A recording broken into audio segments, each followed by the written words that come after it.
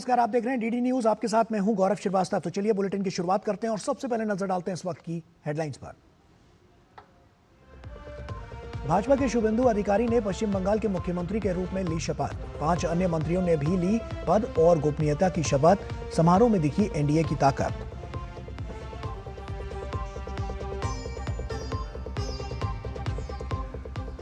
तमिलनाडु में टीवीके की बहुमत का आंकड़ा जुटाने की कवायद जारी। विजय वीसीके मुख्यालय में पार्टी प्रमुख से करेंगे मुलाकात।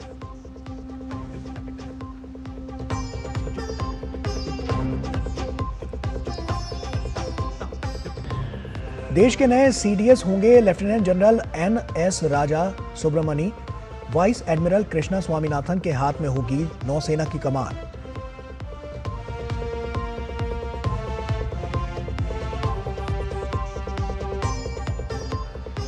पंजाब के कैबिनेट मंत्री संजीव अरोड़ा पर ईडी का शिकंजा। मनी लॉन्ड्रिंग, हवाला और सट्टेबाजी से जुड़े मामले में हरियाणा और गुजरात के कई ठिकानों पर एक साथ छापेमारी।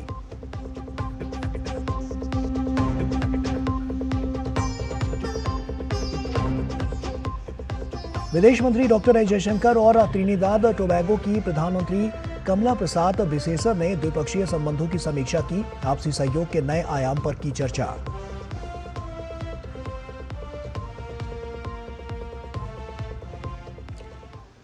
और आइए बुलेटिन की शुरुआत करते हैं इस वक्त की सबसे अहम खबर के साथ। पश्चिम बंगाल की बात करते हैं। पश्चिम बंगाल में शुभेंदु अधिकारी ने मुख्यमंत्री पद की शपथ ले ली है। शुभेंदु अधिकारी को राज्यपाल आरएन रवि ने पद और गोपनीयता की शपथ दिलवाई। शुभेंदु अधिकारी के साथ 4 अन्य विधायकों ने मंत्री पद की शपथ ली। उनके साथ दिलीप घोष, अग्निमित्रा पॉल, अशोक कीर्तनिया, खुदीराम टुडू और निशित प्रमाणिक ने भी शपथ ली है। शपथ ग्रहण समारोह में प्रधानमंत्री नरेंद्र मोदी, केंद्रीय गृह मंत्री अमित शाह, भाजपा शासित राज्यों के मुख्यमंत्री सहित एनडीए के कई गणमान्य लोग उपस्थित रहे।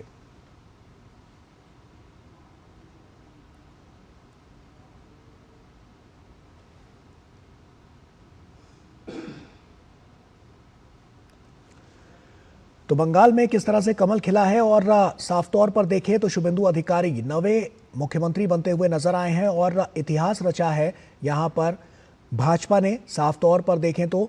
और जिस तरह की जो रणनीतियां रही हैं उससे ये दिन मुकम्मल हो पाया है और राज तिलक की जो तैयारियां थी वो साफ तौर पर नजर आई हैं। और ऐसे में काफ़ी बड़ा एक इतिहास रचते हुए भारतीय जनता पार्टी यहाँ से नजर आई है और जिस तरह की रणनीतियां बनी उसी से यह कायाकल्प होता हुआ नजर आया है, जिसकी वजह से एक बड़ा परिवर्तन यहाँ पर देखा गया है। किस तरह से जो महिलाएं हैं उनकी सुरक्षा को लेकर और सुरक्षा व्यवस्थाओं को लेकर तमाम ऐसे मुद्दे थे जो प्रभावी रहे और उसके बाद से आज का दिन जो है वो एक निर्णायक मोड़ लेता हुआ साबित हुआ है। बड़ा परिवर्तन पश्चिम बंगाल में नजर आया है।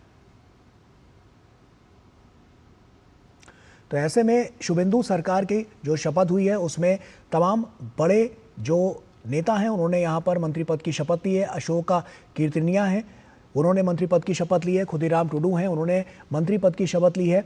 और इसके अलावा भी तमाम ऐसे बड़े चेहरे हैं जिन्होंने यहाँ पर जो अपनी रणनीतियाँ हैं वो दिखाई थी। निशित प्रमाणी भी एक बड़ा नाम और इन्होंने भी यहाँ पर मंत्री पद की शपथ लेते हुए नजर आए हैं। दिलीप घोष का भी नाम साफ तौर पर सुर्खियों में था और उनका नाम भी सामने आया जब उन्होंने यहाँ पर शपथ ली। और अग्निमित्रा पॉल महिलाओं को लेकर एक बड़ा चेहरा और उन्होंने भी यहाँ पर मंत्री पद की शपथ ली है। तो ये तमाम ऐसे मंत्री हैं जिन्होंने यहाँ पर मंत्री पद की शपथ ली है और शुभेंदु अधिकारी के साथ ये मंत्री पद की शपथ उन्होंने ली है। और आने वाले समय में अब इससे तय होगा कि किस तरह से जो परिस्थितियाँ और स्थितियाँ पहले बीते कल में देखने को मिली थी पश्चिम बंगाल में, वो अब आने वाले कल में कैसे सुनहरा कल लेकर पश्चिम बंगाल का लेकर आती हैं। इसी के लिए तमाम जो रणनीतियां हैं वो तय होती हुई नजर आएंगी। पश्चिम बंगाल की राजनीति में आज का दिन जो है वो ऐतिहासिक है। भाजपा नेता शुभेंदु अधिकारी ने आज पश्चिम बंगाल के ब्रिगेड परेड ग्राउंड में मुख्यमंत्री के रूप में शपथ ली। समारोह में प्रधानमंत्री नरेंद्र मोदी मौजूद रहे। इसके अलावा केंद्रीय गृह मंत्री अमित शाह, एनडीए द्वारा शासित राज्यों के मुख्यमंत्री, भाजपा के वरिष्ठ नेता और राज्य भर से हजारों पार्टी कार्यकर्ता भी इसमें शामिल रहे। ये पहली बार है जब पश्चिम बंगाल में भारतीय जनता पार्टी की सरकार और मुख्यमंत्री होगा। पश्चिम बंगाल में हुए विधानसभा चुनाव में भाजपा ने शानदार प्रदर्शन किया। पार्टी ने 294 सदस्यीय विधानसभा में 207 सीटों पर जीत दर्ज की। वहीं भाजपा की इस महाविजय में प्रधानमंत्री नरेंद्र मोदी की भूमिका बहुत अहम रही है, बेहद अहम रही है। प्रधानमंत्री ने लगातार जनसभा की और जनता के बीच वो उपस्थित भी रहे। प्रधानमंत्री ने बंगाल की जनता के दर्द और उनकी समस्या को समझा और उसके समाधान के लिए मोदी की गारंटी दी। प्रधानमंत्री के प्रति बंगाल की जनता के इस विश्वास ने भाजपा की प्रचंड जीत में महत्वपूर्ण भूमिका निभाई।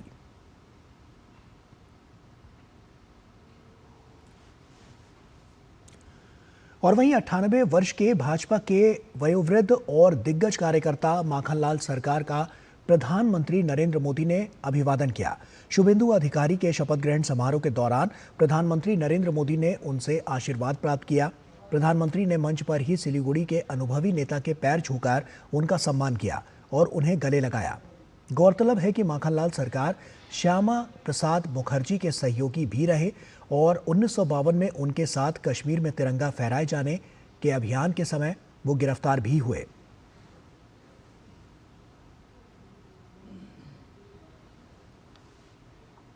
और वहीं शपथ ग्रहण समारोह में हिस्सा लेने से पहले प्रधानमंत्री नरेंद्र मोदी भारी संख्या में मौजूद लोगों के बीच से गुजरे। उन्होंने लोगों का अभिवादन स्वीकार किया और पश्चिम बंगाल में भाजपा की प्रचंड जीत के लिए उनके प्रति आभार भी जताया।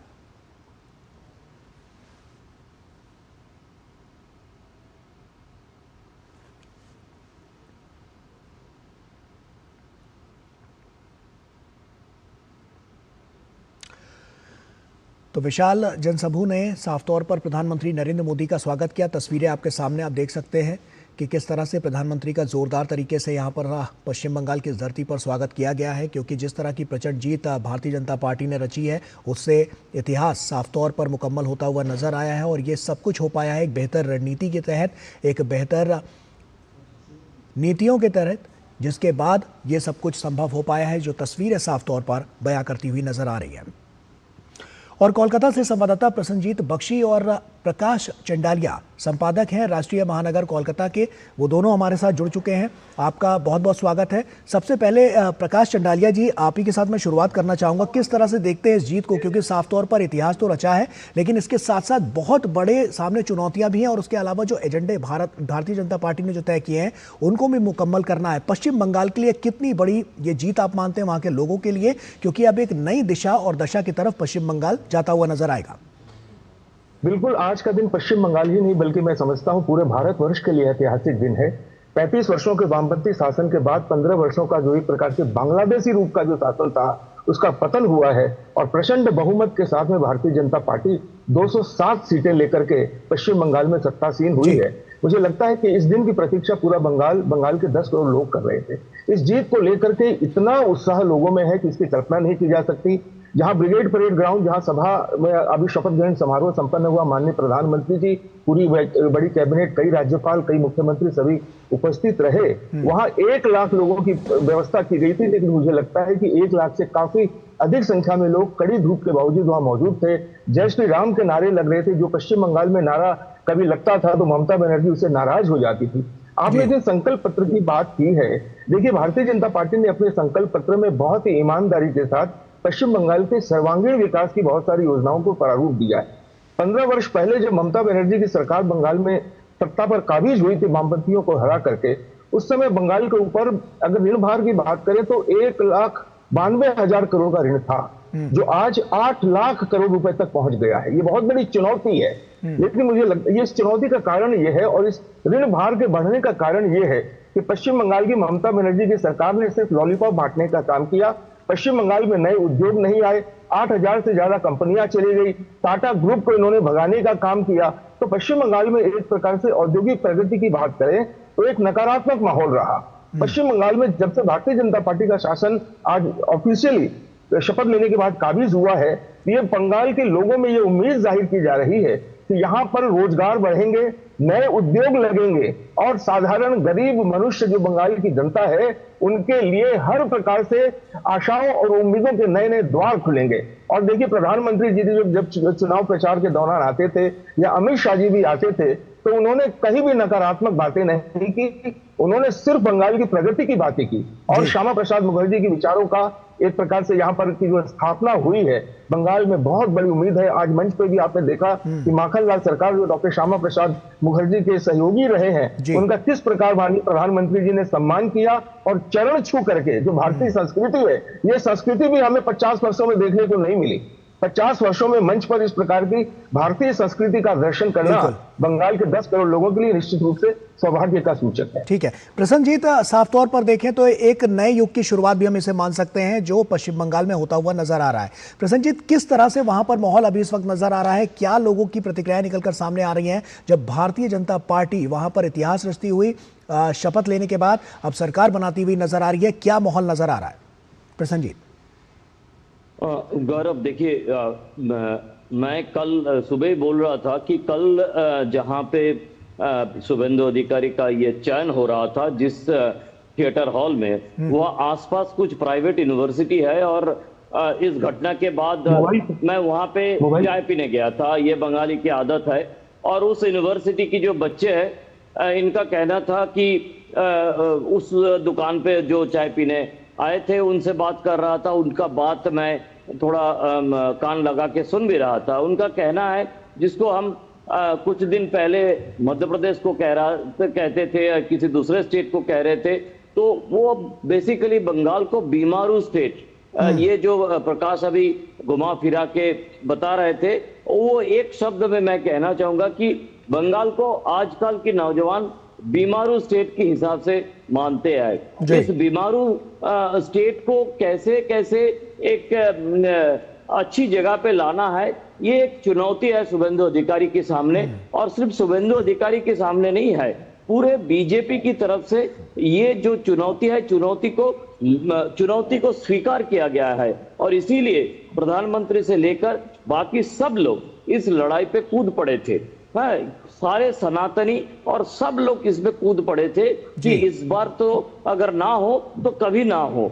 तो सब लोग कूद पड़े थे इस लड़ाई में और आखिर तक ये सफलता मिले। तो शुभेंदु अधिकारी के सामने ये सारे चुनौती है कि इस बीमारू स्टेट को खींचकर नीचे से ऊपर लिया जाए फाइनेंशियली, और साथ ही साथ बाकी जो चुनौती है, लॉ एंड ऑर्डर की चुनौती है और ये जो इन्फिल्ट्रेशन की चुनौती है, ये सब कुछ बाकी जो सिक्योरिटी के, देश की सिक्योरिटी की चुनौती है, वो कितना खुलकर हम बोल पाएंगे हमें पता नहीं। लेकिन गौरव, आपको पता है कि जब भी हम आप लोगों से बात करते हैं, प्रकाश भी पता है कि जब प्रकाश को आप गेस्ट की हिसाब से उनको बुलाते हैं, हम बार बार देश की सिक्योरिटी के बारे में बात किया है कि इस बार बंगाल में भाजपा को लाना जरूरी है, क्योंकि देश की जो सिक्योरिटी है वो इस बार की बंगाल की चुनाव के साथ जुड़े हुए हैं। आपको ये समझना पड़ेगा कि कुछ दिन पहले बांग्लादेश की चुनाव में बंगाल से सटे हुए जो सीमावर्ती जगह है, वहां पे जमात की दबदबा हमने देखे हैं। और इसी तरह से इस बार पश्चिम बंगाल की विधानसभा चुनाव में बांग्लादेश से सटे हुए जगह पर तृणमूल की जो थोड़ा बहुत सीटें उनको मिले हैं, वो बांग्लादेश की सीमा से सटे हुए जगह पर, और जो सिलीगुड़ी कॉरिडोर है जिसको लेकर हम चिंता में हैं, उस जगह पे तृणमूल को हम देखे हैं। तो इस तरह से एक सीमा की उस पार और एक सीमा की इस पार, तो ये चुनौती बीजेपी की और चीफ मिनिस्टर शुभेंदु अधिकारी के सामने है। तो इससे लड़ाई करना पूरे देश को जरूरी है, पूरे बंगाल की सनातन को जरूरी है और चीफ मिनिस्टर शुभेंदु अधिकारी के लिए जरूरी है, और जिसके लिए ये बदलाव हमने लाए हैं पूरे बंगाल के लिए। बिल्कुल प्रसन्नजीत, ये तमाम जो तस्वीरें हैं वो धीरे धीरे करके और भी साफ होती जाएंगी जब इस पर आगे की कार्यप्रणाली जो है नई सरकार के गठन के साथ आगे बढ़ती हुई नजर आएगी। प्रकाश जी, आपका रुख कर रहा हूं। जैसा कि हमने देखा है कि देश के तमाम ऐसे राज्य हैं डबल इंजन की सरकार है, वहां पर विकास को गति मिली है। पश्चिम बंगाल में भी कुछ वही स्थिति नजर आ सकती है, क्योंकि साफ तौर पर सुरक्षा व्यवस्था तो बड़ा मुद्दा, महिला सुरक्षा दूसरा बड़ा मुद्दा, और इसके अलावा तमाम ऐसे मुद्दे हैं जो यहां पर प्रभावी रहे हैं। तो भारतीय जनता पार्टी के इस उदय के बाद, यहां पर इस सूरज के उदय के बाद, क्या लगता है कि आने वाले समय में भारतीय जनता पार्टी क्या कुछ ऐसा कर सकती है जिसमें टीएमसी बहुत बड़ी विफलता उसको मिलती हुई नजर आई और वो फेल साबित हुई? गौरव, प्रसन्नजीत दा हमारे साथ में है और आज मुझे प्रसन्नजीत दा की वो प्रेस कॉन्फ्रेंस याद आ रही है अमित शाह जी की, जब प्रसन्नजीत ने अमित शाह जी से प्रश्न किया था और प्रश्न के पहले शब्द में अगर शब्द का प्रयोग किया था। उन्होंने कहा कि अगर आपकी सरकार आई तो, अमित शाह जी ने प्रसन्नजीत को वाक्य पूरा नहीं करने दिया और कहा कि अगर हटाइए हम निश्चित रूप से लेंगे। तो गौरव, ये दृढ़ इच्छा शक्ति है, ये दृढ़ इच्छा शक्ति थी कि हमें आना है और बंगाल का कल्याण करना है। जो आपने नारी सुरक्षा की बात, उसका पूरा पतन हो चुका था। और ममता बनर्जी कहती है कि रात को 8 बजे के बाद महिलाएं बाहर नहीं आए। आरजी का कांड आपको मालूम है, संदेश खाली में हजारों महिलाओं ने व्यभिचार के आरोप लगाए उनकी पार्टी के नेता पर। कॉलेज यादवपुर कॉलेज केंद्र में घटनाएं हुई। इस प्रकार की चीजें तो थी, लेकिन जहां तक राष्ट्रीय सुरक्षा की बात अगर करें तो बांग्लादेश में बैरिकेडिंग के लिए भी, बाढ़ लगाने के लिए जो केंद्र सरकार इन पर बार बार दबाव डाल रही थी, उसके लिए रुकावट पैदा करना, मामले को कोर्ट में ले जाए।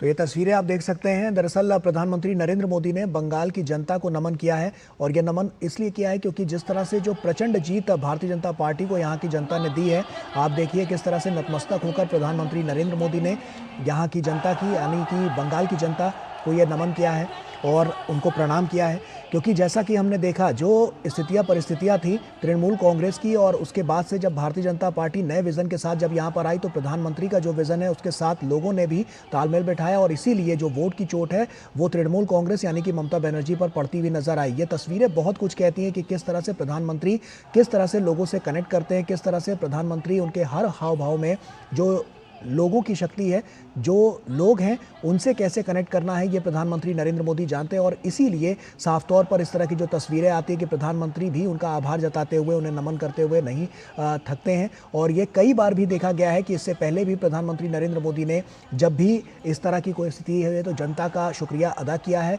वो अपना उनका तरीका है। और यही अब की बार पश्चिम बंगाल में भी देखने को मिला है कि जहाँ पर जनता ने जिस तरह से वोट की चोट अब की बार तृणमूल कांग्रेस को दी है, उसके बाद जिस तरह से प्रचंड बहुमत भारतीय जनता पार्टी को मिलता हुआ नजर आया है, इतिहास रचती हुई भारतीय जनता पार्टी नजर आई है। इसीलिए प्रधानमंत्री नरेंद्र मोदी अपने अंदाज में ये शुक्रिया अदा करते हुए नजर आ रहे हैं। बहुत कुछ खास हुआ है क्योंकि इतिहास रचा गया है, और जो रणनीतियाँ, जो अभी तक की जो नीतियाँ भारतीय जनता पार्टी की रही हैं, वो अपने आप में दिखाती हैं कि किस तरह से अगर आप मेहनत करते हैं, आप लोगों से कनेक्ट करते हैं, लोगों की चिंताओं को सुनते हैं और उनके लिए आप खुद चिंतित रहते हैं, तब जाकर कहीं इस तरह की सफलता हासिल होती है, जो इन तस्वीरों के जरिए साफ तौर पर नजर आती है। और वो वोट में तब्दील होके लोगों तक, लोगों के लिए जो काम करता है, विकास की जो इबारत लिखता है, उसके लिए इस तरह की तस्वीरें जो हैं वो ये दिखाती हैं कि आने वाला कल कैसा होने वाला है पश्चिम बंगाल का। क्योंकि प्रधानमंत्री नरेंद्र मोदी ने जो संकल्प लिया था उसको सिद्धि तक पहुंचाने के लिए अपने संकल्प पत्र में तमाम एजेंडे ऐसे रखे हैं जिससे अब सीधा लाभ जो है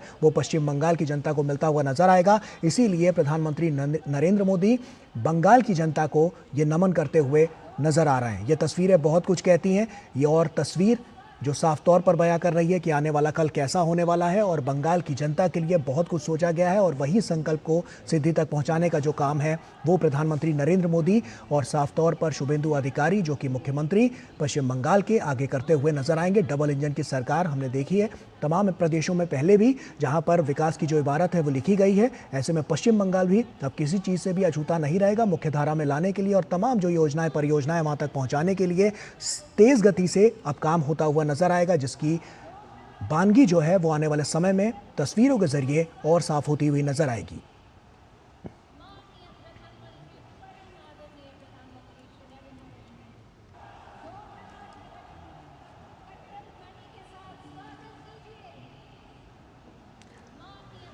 तो प्रधानमंत्री नरेंद्र मोदी इस क्षण के साफ तौर पर उन्होंने इस क्षण में सबका शुक्रिया अदा किया है, पश्चिम बंगाल की उस जनता का शुक्रिया अदा किया है जो पश्चिम बंगाल ने उन्हें सत्ता में काबिज किया है। और पश्चिम बंगाल में 15 साल से ममता बनर्जी की सरकार थी, और उसके बाद किस तरह से वोट की चोट देकर ममता बनर्जी की सरकार को बाहर किया है, और उसके बाद भारतीय जनता पार्टी को चुना है। पहली बार भारतीय जनता पार्टी यहाँ पर सरकार बनाती हुई नजर आ रही है, और इसके साथ ही अब आने वाले कल के लिए, सुनहरे भविष्य के लिए जो कामना प्रधानमंत्री नरेंद्र मोदी की रही है लोगों तक, लोगों के लिए और लोगों की सहूलियत के लिए, लोगों तक जो तमाम विकास की परियोजनाएं और योजनाएं सरकार द्वारा चलाई जा रही हैं उनका सीधा लाभ लोगों को मिल सके, तो उसके लिए अब आने वाला समय बहुत ही निर्णायक मोड़ लेता हुआ साबित होगा।